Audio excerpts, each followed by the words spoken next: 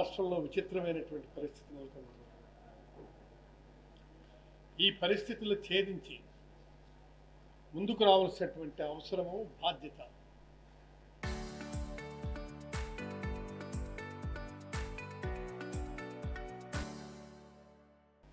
ప్రతిపక్ష రాజకీయ పార్టీగా మా పైన బాధ్యత ఉంది. దీనికి అనుగుణంగానే మనం ఇవాళ ఈ ప్రెస్ మీట్ని పెట్టుకున్నాం. ఆచరణ సాధ్యం కాదని తెలిసి భ్రమల కల్పిస్తూ ప్రజలను తప్పుదోవ పట్టిస్తూ రాష్ట్రానికి ఏ రాజధాని లేకుండా చేసినటువంటి ఘనత 2014లో 50,000 ఎకరాల్లో అద్భుత రాజధాని అన్నారు. కట్టావా? 2014లో కట్టావా? ఇప్పుడేమో మున్సిపాలిటీగా మిగిలిపోతుంది అది, అందుకు మరొక 50 ఎకరాలు కావాలి.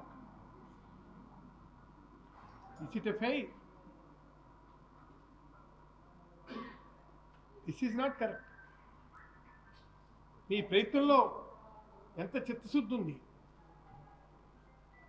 మీ ప్రయత్నంలో లోపం ఏదీ లేదా? లేకపోతే ఇంత జాప్యం ఏమిటి? చెప్పడానికి కారణాలు మీకు తెలుసు. 1,00,000 ఎకరాల్లో మీరు రోడ్లు, సివరేజ్, నీళ్లు, విద్యుత్ వసతులు కల్పించడానికే ఇన్ఫ్రాస్ట్రక్చర్కి 2 లక్షల కోట్లు అవసరం. 2 లక్షల కోట్లు అవసరం. ఇక భవనాల నిర్మాణానికి ఖర్చు అదనంగా పెట్టుకోవచ్చు. రాష్ట్ర ఆర్థిక పరిస్థితి బట్టి రాజధాని నిర్మాణం ఎప్పట్లో పూర్తవుతుందా? ఈ 3 ఏళ్ళలో మీరు పూర్తి చేయగలరా? టైం బౌండ్ పెరిగే కొద్దీ ఆ 2 లక్షల కోట్ల నుండి ట్రిపుల్, డబుల్ ఈ విధంగా ఖర్చు చేసినట్లు పూర్తి కాని రాజధాని అవసరం.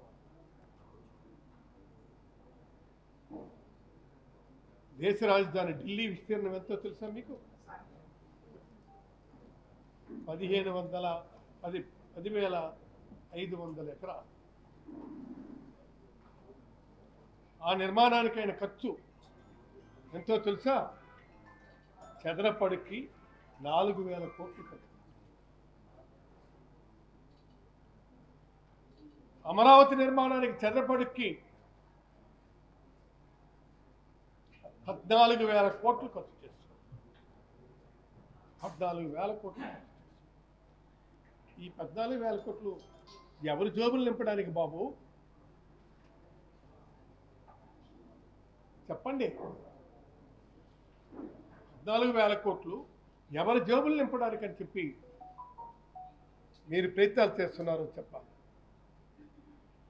2014, 2019 మధ్యలో మీ ప్రభుత్వ హయాంలో రాజధాని నిర్మాణానికి మీరు చేపట్టినటువంటి 5,000 రూపాయల ఖర్చు, 5,000 కోట్లు. ఇప్పుడు మళ్ళీ కూటమి ప్రభుత్వం వచ్చి 2 సంవత్సరాల్లో మరొక 3,000 కోట్లు రూపాయలు అంతా కలిపితే 8,000 కోట్లు నిర్మాణం కొరకు ఖర్చు చేశారు. ఈ లెక్కను చూసుకుంటే రాజధాని నిర్మాణం ఎన్ని దశాబ్దాలకు పూర్తవుతుందో తమకు తెలియజేయాలన్నమాట. మీరేమో పెద్ద ఒకండి కబుర్లు చెప్తున్నారు, ధూళి రేక్ కొడుతున్నారు. మీ ధూళి రేక్ కొట్టే పని చూస్తే మా నిజంగా భయం వస్తుంది. నిజంగా కట్టేస్తారేమో. అవునయ్యా, నిజంగా కట్టేస్తారేమో అని ఫీర్ కాంప్లెక్స్ కంటే మంచిది. సంతోషమేమో. మీరు కట్టగలరా?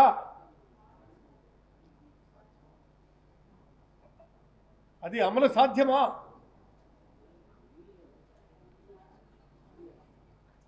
సాధ్యాసాధ్యాలు మీరు బ్యారేజ్ వేసుకున్నారా? మీరు మీకు ఒక డాక్యుమెంట్ ఎవరిదే ఆయన పవన్ కళ్యాణ్ నారాయణ ఆయన ఏం చెప్తాడో తెలియదు, ఏం చేస్తున్నాడో తెలియదు. ఇలాంటి పరిస్థితుల్లో డోలాయమాన స్థితిలో ఉన్నటువంటి మీరు దీన్ని ఏ విధంగా పూర్తి చేస్తారో మీకేమైనా అవగాహన ఉందా?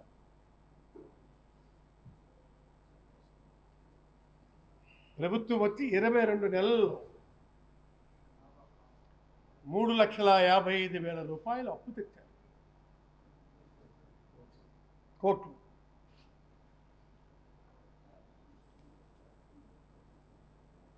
రాజధాని నిర్మాణం ఆచరణ సాధ్యమా? ఈ 2 లక్షల కోట్లు ఎక్కడి నుండి తెస్తాం? 2 లక్షల కోట్లు ఖర్చు అవుతుంది అంటున్నారు కదా, ఈ 2 లక్షల కోట్లు ఎక్కడి నుంచి తెస్తాం? అది చెప్పండి. పని ఇదిగో ఫలానా దగ్గర నుంచి తెస్తున్నాం, మాకు ఈడు ఇస్తున్నాడు, మేము కడతాం ఈ 2 లక్షలు ఖర్చు పెట్టి, ఈ 2 లక్షల కోట్లు ఖర్చు పెట్టి మేము కడతామని మీరు చెప్పండి. కానీ ఎక్కడి నుంచి తెస్తాం? ఇవి కాకుండా పోలవరం ప్రాజెక్టు 2014-19 వరకు ఏటీఎంలా వాడుకున్నారని చెప్పి ఎవరన్నారు? స్వయంగా మోడీ గారు. మేమెవరో చెప్పింది కాదది, స్వయంగా మోడీ గారు అన్నటువంటి మాటలు. ఇప్పుడు అమరావతి కూడా ఏటీఎంలా వాడుకుంటున్నారు కదా.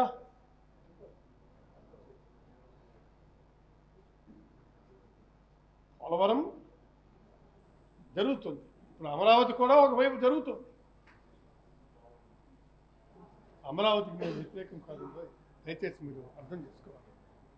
Not against for Amaravati. కాకపోతే మీరు సాధ్యం కానటువంటిది అమలు చేస్తామని చెప్తున్నారే, దానికి అందుకే మేము ప్లాన్ బి పెట్టాం. మీరు ఇది అమలు చేయలేరు కాబట్టి ఈ ప్లాన్ బిని మీరు ఒకసారి పరిశీలించండి అని చెప్పి మేము పెట్టాం. మీరు ప్లాన్ బి అమలు చేయమంటున్నామంటే because you are the executing agency.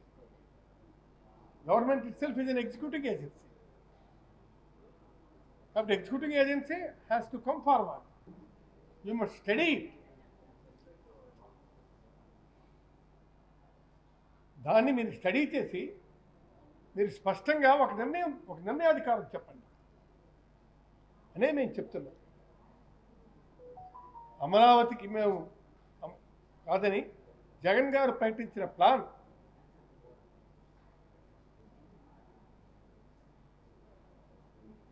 B Machilipatnam Vijayawada గుంటూరుల మధ్య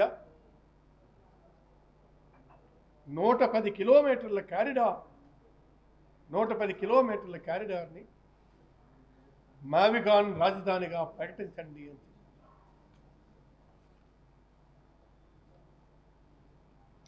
what is wrong in it? ఒక ప్రతిపక్ష నాయకుడిగా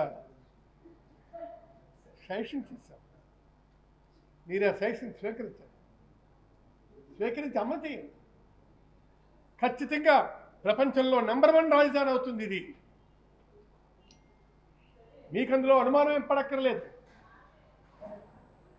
అది నెంబర్ 1 రాజధాని.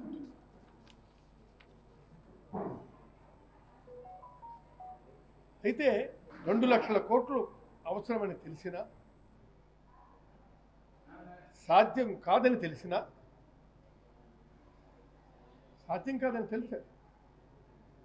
తెలిసినా రైతులను ప్రజలను మోసం చేస్తూ ఇంకెంతకాలం గడుపుతాం?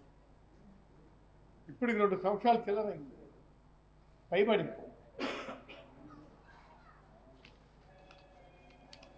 2 సంవత్సరాలు పైబడినటువంటి దాన్ని మీరు ఎంతకాలం నిర్లక్ష్యం చేస్తారు? తాత్కాలిక సచివాలయం తాత్కాలిక అసెంబ్లీ పేరుతో మీరు ఎన్ని వేల కోట్లు ఖర్చు పెట్టారు, ఎన్ని వందల కోట్లు ఖర్చు పెట్టారు, 1100 కోట్లు ఖర్చు పెట్టారు. విజయవాడలో తాత్కాలిక సచివాలయం తాత్కాలిక అసెంబ్లీ పేరుతో 1100 కోట్ల రూపాయలు ఖర్చు. అదే తెలంగాణలో కేసీఆర్ 10 లక్షల ఎస్ఎఫ్టీతో 615 కోట్లతో సచివాలయాన్ని కట్టారు. దేశ రాజధాని ఢిల్లీలో కొత్త పార్లమెంటు భవనం నిర్మాణానికి 970 కోట్ల రూపాయలు ఖర్చు చేశారు. మరి అమరావతిలో కట్టిన అసెంబ్లీ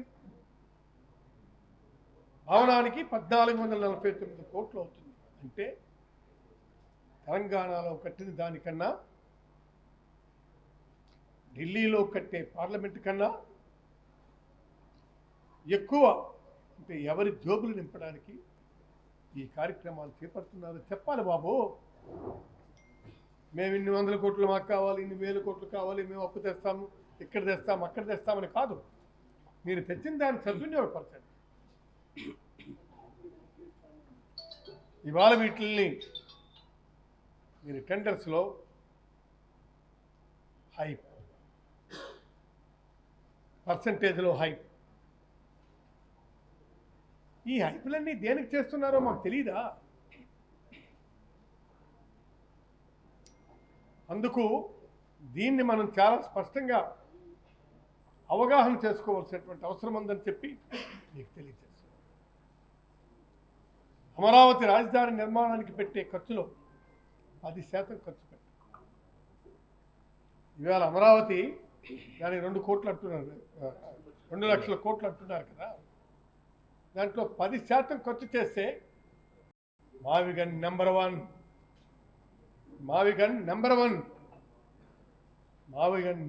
రాజధాని అవుతుంది.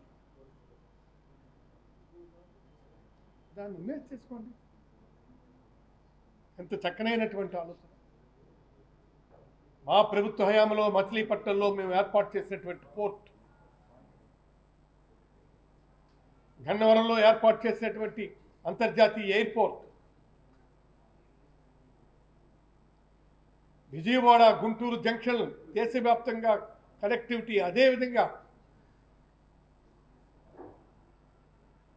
గుంటూరు విజయవాడ రైల్వే జంక్షన్స్ దేశవ్యాప్తంగా కనెక్టివిటీ. అదేవిధంగా ఇటు కృష్ణానది, ఇటు పోలవరం 2 కలిపి ద్వారా నీటి లభ్యత. నీటి కోసం ఎక్కడ కూడా కటకట్లాడతారు కదా.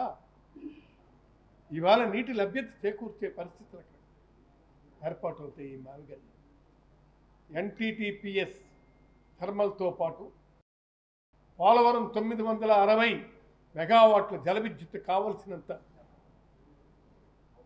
వనరులు. ఇంతకన్నా ఏం కావాలి? కావలసినంత జల విద్యుత్ మనకి సప్లై చేస్తుంది. ఇంతకన్నా రాజధానికి ఏం కావాలి చెప్పండి? రాజధాని నిర్మాణం కోసం పోర్టు ఆనుకొని ఉన్నటువంటి అనుసంధానంగా ఉన్న వేగంగా చెందిన చెన్నై, ముంబై నగరాలు, తద్వారా హైదరాబాద్, చెన్నై, బెంగళూరు వంటి నగరాలతో వేగంగా పోటీ పడే అవకాశం ఉంది. ఈ ఆలోచన మీరు చేయకపోవడం ఏంటి? నువ్వు అంతర్జాతీయ మేధావి అంటావు కదా, నీ మేధావితనం ఏమైంది? 2 లక్షల కోట్లు ఖర్చు పెట్టి నేను ప్రపంచంలోనికల్లా ప్రపంచ రాజధాని కడతానని చెప్పండి. ఇది ఎక్కడ ఇది అయ్యే పనా? జరిగే పనా?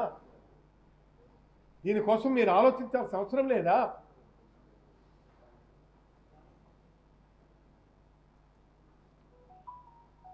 అంతేకాదు మావిగన్ నమూనాలో మీరు కరెక్ట్గా అబ్జర్వ్ చేస్తే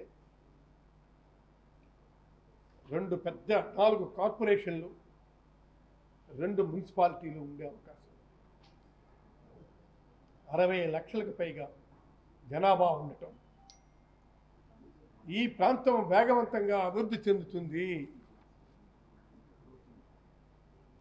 గ్రోతింగ్ indications, these are all growth indications. ఈ గ్రోత్ ఇండికేషన్స్ కూడా మీరు గమనించడం లేదా? గమనించండి. గ్రోత్ ఇండికేషన్స్ చాలా స్పష్టంగా ఉన్నాయి. 60 లక్షల ప్రజానీకం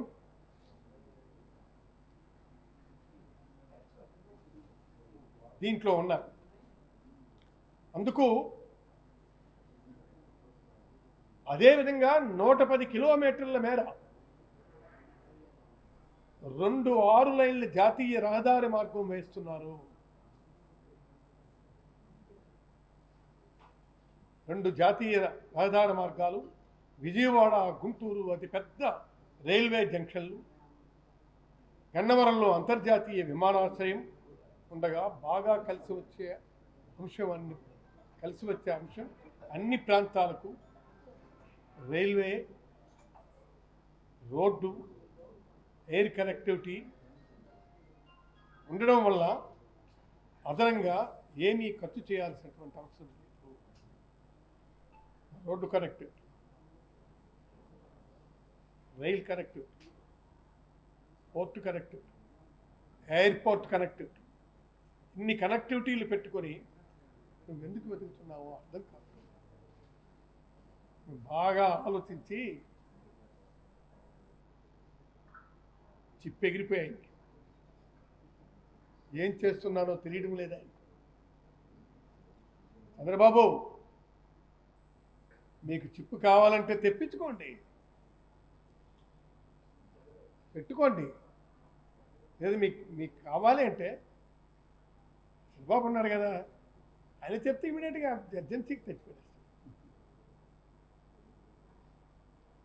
అర్థం కాలేదా? కాకపోతే ఏంటి వికారపు చేస్తాం. నేను ఒకరోజు ఫస్ట్ నేను గెలిచిన తర్వాత అమరావతి బయలుదేరాను. అంటే ఆ రోజే నేను స్పీకర్గా ప్రమాణ స్వీకారం చేస్తాను. నేను కారు ఎక్కిన కొద్ది ఎక్కుతున్న కొద్ది ఉండనే ఉంది దారి. ఇదేంటయ్యా ఎడారిలో పెట్టినట్టున్నారు వాళ్ళు. పొరపాటు అన్నాను, ఎడారిలో కట్టినట్టుకున్నారు. ఏందయ్యా అమరావతి సంగతి అంటే దానికి విపరీతమైన కేకలు. ఏముందండి ఇప్పుడు అక్కడ ఏటికట్ట మీద ఎవరండి ఆయన, కరకట్ట మీద ఎవరు ఉన్నారు? మంత్రి సత్యనారాయణ గారు. ఆయన పట్టే హాస్పిటల్ తప్ప ఇంకేముంది అక్కడ? ఇవాళ వచ్చింది ఈ నివాసం. సరే, ఆ నివాసం ఎలాగొచ్చింది ఏంటంటే అది పెద్ద కథ. అర్థం కాలేదా? దాని తర్వాత అయితే నేను తీరా వెళ్ళిన తర్వాత చూస్తే ఇదా మన రాజధాని. క్లియర్గా చెప్తుంది ఆర్టికల్ 3. మీకు కావాలంటే ఇప్పుడే మీకు కాన్స్టిట్యూషన్ మీకు చూపిస్తాను, మీకు దీనిలో ఏముంటున్నాయి అనేటువంటిది. కాన్స్టిట్యూషన్లో ఎప్పుడు ఆ రకమైనటువంటి ఇంటర్ప్రిటేషన్ లేదు. నేషనల్ క్యాపిటల్ గురించి మాత్రమే ఇంటర్ప్రిటేషన్ తప్పింది, కానీ స్టేట్ క్యాపిటల్ గురించి ఎక్కడ కూడా ఏం లేదు. అందువల్ల దయచేసి విద్యులైనటువంటి మీరందరూ కూడా ఆలోచించండి. క్యాపిటల్ వికాలు ఏమైనా చేసినట్టయితే చట్టబద్ధత అనేటువంటిది ఉండదా? రాష్ట్రం కట్టుకుంటే భారతదేశంలో ఉండేటువంటి ఏ క్యాపిటల్కి ఈ రకమైనటువంటి ప్రతిపత్తి లేదే. ఈ చట్టబద్ధత నీకు తెలీదా? 2014లో నువ్వు వచ్చినప్పుడు నువ్వు గవర్నమెంట్ ఆఫ్ ఇండియాతోనే అనుబంధంగా ఉన్నావు కదా. ఆవేరే సెక్షన్ 5(2) మార్చొచ్చు కదా. నువ్వు ఎందుకు మార్చలేదు? ఆచరణ సాధ్యం కానిది, అమలు సాధ్యం కానిది ప్రజల తాలూకు డబ్బును తీసుకొని వచ్చి ముందుగా మీరు భూములు ఏమో తీసుకొని 3 పంటలు పండినటువంటి మగాని అన్నపూర్ణ అయినటువంటి భూమిలో వద్దని చెప్పి ఎక్స్పర్ట్స్ కమిటీ చెప్తే దానికి విరుద్ధంగా శివరామకృష్ణన్ నువ్వు నిందించిన మాటలేమిటి తీసేసిన తహసీల్దారా ప్రపంచ ప్రఖ్యాతిగాంచినటువంటి మేధావులు ఐఐటి ప్రొఫెసర్స్ వీళ్ళందరినీ పెడితే నీ నారాయణ కమిటీలో గుంటూరు నుండి వాళ్ళని నలుగురు తీసుకొచ్చి వ్యాపారస్తులు పెట్టి నువ్వు రిపోర్ట్ చేశావు. తప్పు కదా అది? సాధ్యం అవుద్దా? మన ఒక్కల మీద 1,85,750 కోట్ల రూపాయలు ఏమి అప్పు చేస్తున్నాం. ఈనాటికే గవర్నమెంట్ ఆఫ్ ఇండియా ఇచ్చినటువంటి 1,500 కోట్ల రూపాయలు 40,000 రూపాయల కోట్ల అప్పు నువ్వు తీసుకొచ్చి అమరావతి మీద. బడ్జెట్ అప్పులు బడ్జెట్ అయితే అప్పులు నువ్వు చూసినట్టయితే ఈ 22 నెలలు నువ్వు తీసుకొచ్చిన అప్పులు ఎప్పుడో జగన్ గారి ప్రభుత్వంలో చేసినటువంటి 3,32,000 కోట్ల రూపాయలు దాటిపోయి నువ్వు 3,52,000 కోట్ల రూపాయలు వెళ్ళిపోయి చట్టబద్ధత అనేటువంటి ముసుగును నువ్వు తగిలిస్తున్నావు. అవుద్దా అది? దానికి వ్యాలిడిటీ ఉందా? కేవలం నీ రియల్ ఎస్టేట్ వ్యాపారం కోసం అక్కడ నుండి ఏమో రియల్టర్స్ వెళ్ళిపోతారేమో అనేటువంటి భయంతో ఒక భరోసాతో తీసుకొని వచ్చి నువ్వు చూపిస్తున్నావు. అక్కడ పునాదులు ఎలా తీసారో ఐఐటి ప్రొఫెసర్స్ గడిచిపోతున్నారు అక్కడ వెళ్ళడానికి. అందుకోసమని ప్రభుత్వానికి ప్రతిపక్ష నాయకుల వారు ప్రపోజల్ పంపించారు, పరిశీలించండి అంటే మీరు ట్రోల్ చేస్తున్నారు. ట్రోల్ దేవే ఇవాళ టాకింగ్ వరకు వచ్చింది, డిస్కషన్ వరకు వచ్చింది, డిబేట్ వరకు వచ్చింది. ఇది ఆచరణ అవుద్ది, బాగుంటుందేమో, ఇది గ్రోత్ ఇంజిన్ అవుద్ది ఆంధ్రప్రదేశ్కి అని ఇవాళ వస్తున్నారు. మొత్తం మాడభూష్ శ్రీధర్ లాంటి మహానుభావుడినేమో నువ్వు ట్రోల్ చేస్తున్నావు. ఒకళ్ళనే కాదు, ఎవరు బాగలేదనుకుంటే వాళ్ళని నీచమైనటువంటి భాషతో ఒక రకమైనటువంటి గొంతుకుతో కొన్ని పదాలు మనం వాడలేము. ఇక్కడ చదువుకునే వాళ్ళని, సంస్కారం ఉండేటువంటి వాళ్ళం కాబట్టి తీసుకొచ్చి ఆ గంభీరవాణితో నువ్వు చెప్పించినటువంటి మాటలు ఏమిటి, నువ్వు వాడిన భాష ఏమిటి? తప్పు కదా? రాజ్యాంగంలో ఉండేటువంటి భావ స్వాతంత్రాన్ని కొత్త మీరు తీసుకొని వచ్చే భాష్యం చెప్తున్నారా మీరు? కేవలం డైవర్షన్. ఇందాక పెద్దలు చెప్పినట్టు దీన్ని కొన్నాళ్ళ పాటు లాగుతారు వాళ్ళు. నువ్వు ఎన్ని లక్షల కోట్ల రూపాయలు అప్పు చేస్తావు? చెప్పరా అమరావతి, పిలవరా కమరావతి అనేటువంటి దగ్గర ఎవరు రాజధానిది? దేవతలు నివసిస్తారు ఇక్కడ, మనుషులు ఉంటారని అంటున్నారు ముఖ్యమంత్రి గారు. దేవతల రాజధానా? మనుషులకి అక్కర్లేదా? 50,000 మందికి ఏమో పేదలకి అక్కడ పట్టాలు ఇస్తే పట్టాలు క్యాన్సిల్ చేశావు. అప్పుడే TV5 సాంబా ఒక స్టేట్మెంట్ ఇస్తున్నాడు, 7,000 అప్లికేషన్స్ మా దగ్గర ఉన్నాయి, మనిషి అక్కడ వేసి మేము తీసుకొని వచ్చి అక్కడ ఏమో ఫామ్ హౌస్ కట్టుకుంటున్నామని. మేము చెప్పకూడదు కానీ చెప్తున్నామని చెప్పేసి అన్నారు. మనుషులు ఉండడానికి కాదు. మళ్ళీ మీ కేంద్ర మంత్రి చెప్తున్నారు పెమసాని గారు, ఇప్పుడే 5 స్టార్ హోటల్స్ ఇక్కడ కడితే అక్కడ బిజినెస్ రాదు, ఫీజిబిలిటీ లేదు, వైబిలిటీ లేదు, కొన్నాళ్ళకి అవుతుందని చెప్పేసాను. ఆంధ్రప్రదేశ్ లాంటి చిన్న రాష్ట్రాన్ని అభివృద్ధికి నోచుకునేటువంటి రాయలసీమ కానీ ఉత్తరాంధ్ర కానీ ఏం చేయాలనుకుంటున్నారు మీరు? కొత్త చేత పట్టుకొని మళ్ళీ మీరు తిరగాలా? మీ కూలోలుగా రావాలా మేమందరం కూడాను? కేవలం కొన్ని పదాలు ఇక్కడ ఉపయోగించకూడదు. 5% మంది ఉండేటువంటి జనాభాకి ఆంధ్రప్రదేశ్ అప్పులన్నీ తక్కినటువంటి వాళ్ళని తీర్చాలా? అభివృద్ధికి నోచుకోనటువంటి మా ఉత్తరాంధ్ర అంతా మళ్ళీ మీ దగ్గర పనిచేసుకొని వలసలు వెళ్ళాలా? ఏంటి ఉద్దేశం? ఇదేనా రాజ్యాంగం చెప్పింది? ఇదేనా కాన్స్టిట్యూషన్లో ఎక్కడైనా ప్రావిజన్ ఉందా ఈ రకమైన ప్రావిజన్? నువ్వు ఒక రాజువే, ఒక నియంతవే, నీకోసం నువ్వు ఎక్కడో కట్టించుకుంటున్నావు. అవసరం అవుద్దే? ఆంధ్రప్రదేశ్ లాంటి చిన్న రాష్ట్రానికి ఇండస్ట్రీస్ లేవు, పన్నుల రూపంలో హైదరాబాద్కి వెళ్ళిపోతుంది. నువ్వు నీ ఇండస్ట్రీస్, నీ ట్యాక్సెస్ కూడాను హైదరాబాద్ పే చేస్తున్నావు, నీ హెడ్ ఆఫీస్లో ఉండేటువంటి జిఎస్టీస్ కూడాను. దయచేసి ఆలోచించండి. ప్రజలను తప్పుదో పట్టించడానికి ఒక రకమైనటువంటి భావదారిద్ర్యాన్ని తీసుకొచ్చి మన మీద వాళ్ళు చేస్తున్నారు. ఉత్తరాంధ్రకు జరిగినటువంటి అన్యాయాన్ని మనం ప్రశ్నించలేదు, మీకు ప్రత్యేక ప్రతిపత్తి గురించి మాట్లాడడం లేదు, బుందేలకండు మన ప్యాకేజ్ అనేటువంటిది మాట్లాడలేదు. ఎంతసేపు మా చట్టబద్ధత. ఏమిటి చట్టబద్ధత? గెజిట్ వచ్చింది అన్న సార్కి మేము పెట్టాను, ఆ గెజిట్లో ఏమిటి రాశారు మీకు? ప్రావిజన్ మార్చాము, మళ్ళీ అక్కడ నుండి 2014 కనీసం వచ్చేసింది. దీన్ని మార్చడానికి చట్టబద్ధత కావాలా? వెలిడిటీ ఉందా దానికి? కేవలం డైవర్షన్ షో చేస్తున్నారు. ఒక అండర్స్టాండింగ్స్తో ఉండేటువంటి ప్రభుత్వాలు ఇవన్నీ, కూటమి ప్రభుత్వాలు, మెజార్టీస్ లేనప్పుడు జరిగేటువంటి విధానం ఇది. కాన్స్టిట్యూషన్ చెప్పలేదు, కాన్స్టిట్యూషన్ ఏ ప్రొవిజన్ ఆ రకమైనటువంటి దీనికి ఇవ్వలేదు. ఏ రకమైన బిల్లు అక్కడ ఇంట్రడ్యూస్ చేస్తారు మీరు? డిఫరెన్సెస్ అందరూ కాన్స్టిట్యూషన్ చదువుకొని వచ్చిన వాళ్ళు ఇక్కడ. చాలా తప్పు జరుగుతూ ఉంది. ఈ తప్పును తీసుకొని వచ్చి ప్రజలను ఎత్తి మీద పెడుతున్నారు. ఇప్పటికే 2 లక్షల కోట్ల దగ్గర మనకేమో వాళ్ళు ఏమో కేవలం మౌలిక సదుపాయాలు అంటారు. కట్టడానికి ఎంత అవుతుందో తెలియదు. మనం పన్నులు కట్టాం. మిత్రులారా ఒక్కసారి ఆలోచించండి. మెడ్రాస్కి 60 సంవత్సరాలు కట్టబడ్డాం, భుజాలు మోసాం. 67 తర్వాత గెట్ అవుట్ అన్నారు రాజాజీ. గుడారాలు పెట్టుకొని మనం కర్నూలు వచ్చాం, హైదరాబాద్ వచ్చాం, మళ్ళీ కట్టబడ్డాం. 40 ఏళ్ళ తర్వాత గెట్ అవుట్ అన్నారు. మళ్ళీ ఇక్కడ ఈ 5% మంది దేవతల రాజధాని. మానవులైతే కనబడతారు, దేవతలు అయిపోయారు. ఆ దేవతలు ఏమో ఈ మీద నుండి వచ్చి మనం కొట్టించి వాళ్ళు తరిమిస్తే మళ్ళీ ఇంకా ఉద్యమం చేయడానికి ఊతలు లేవు. రక్తపాతం జరుగుద్ది. ఈ ఉత్తరాంధ్రకి మళ్ళీ అన్యాయం జరుగుతుంది. మీ ఇష్టం వచ్చిన మీరు పరిపాలన చేస్తున్నారు. ప్రజాస్వామ్యానికి తీరనటువంటి ఇబ్బంది, ద్రోహం ఇది. సామాన్యులను అణిచివేసేటువంటి కార్యక్రమం. వేరే వాళ్ళని రానివ్వను, బీసీలను కానీ, ఎస్సీలను కానీ, పేదలను కానీ ఇక్కడ ఉండడానికి వీల్లేదని చెప్తున్నాం.